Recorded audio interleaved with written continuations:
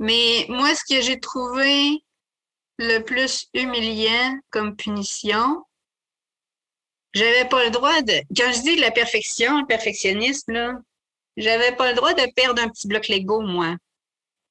Si j'échappais un petit bloc Lego à terre, il fallait que je le retrouve. Puis s'il m'en manquait un, ben c'était sûrement qu'il avait été aspiré par la balayeuse, fait qu'il fallait que je fouille la balayeuse pour le retrouver. Je l'ai fait quelques fois, puis il y a une fois que je l'ai fait, mon père s'était refait une blonde après que ma mère soit décédée pendant un bout, qui avait deux enfants un petit peu plus jeunes que moi. Fait que moi, je fouillais les mottes de poêle et de mousse et de tout ce que tu voudras de la balayeuse devant les deux jeunes filles qui me regardaient faire pour C'est trouver des terrible. petits blocs. C'est terrible.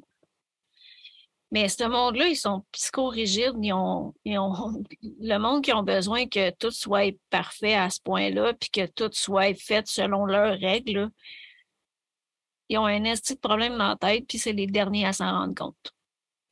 Mais ils s'en est jamais rendu compte. Mhm. C'était toujours Ouais. les autres qui avaient tort. C'était moi, c'était de ma faute si j'avais de l'anxiété de séparation. Soit c'était de la faute à ma mère, c'était de ma faute, c'était de la faute à ma grand-mère, c'était toujours la faute des autres. Puis comment ça s'est passé justement ta relation pendant ton placement avec ton père? Ça a-tu je sais qu'à un moment donné, tu parlais que tu as été que tu as essayé de retourner chez lui quand tu es parti. Comment ça s'est passé suite à ça? Suite au fait que j'ai décidé de repartir en plein milieu de l'été puis de pas finir l'été, il m'a dit que j'allais briser quelque chose à tout jamais, ou je sais plus trop ce qu'il m'a dit, là, mais il a essayé de m'en dissuader, là. Mais je me rappelle qu'il a essayé de m'en dissuader en essayant de me faire sentir coupable. Je me sentais retomber en dépression, puis je me sentais revenir comme j'étais quand j'avais 12 ans avant de partir, là. Fait que j'ai dit non, non, faut que je sorte d'ici, là.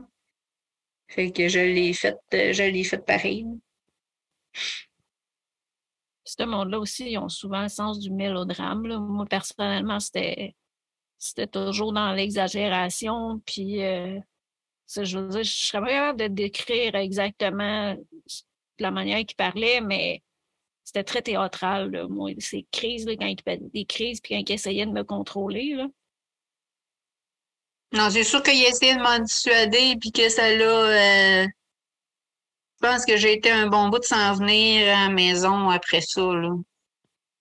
Parce que je me suis occupée de lui jusqu'à la fin, là. Hmm. Ben, je me suis occupée de lui. Je l'ai pas gardé chez nous, là. Il était en CHSLD, mais je veux dire, c'est moi qui voyais toutes ses affaires, puis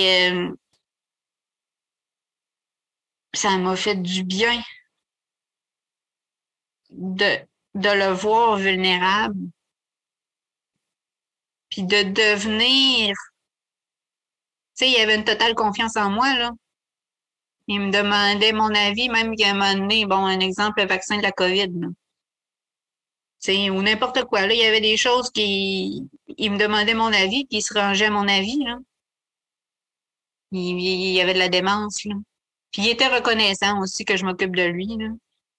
Fait que il a pas reconnu, je pense qu'il a pas compris, il a pas reconnu. À un moment donné, j'espérais qu'il reconnaisse le tort qu'il m'avait fait. Il l'a pas vraiment reconnu comme j'aurais voulu, mais à un moment donné, j'ai arrêté d'espérer parce que là, je me suis rendu compte que ça arriverait pas parce qu'il y avait plus la capacité de raisonner non plus, là.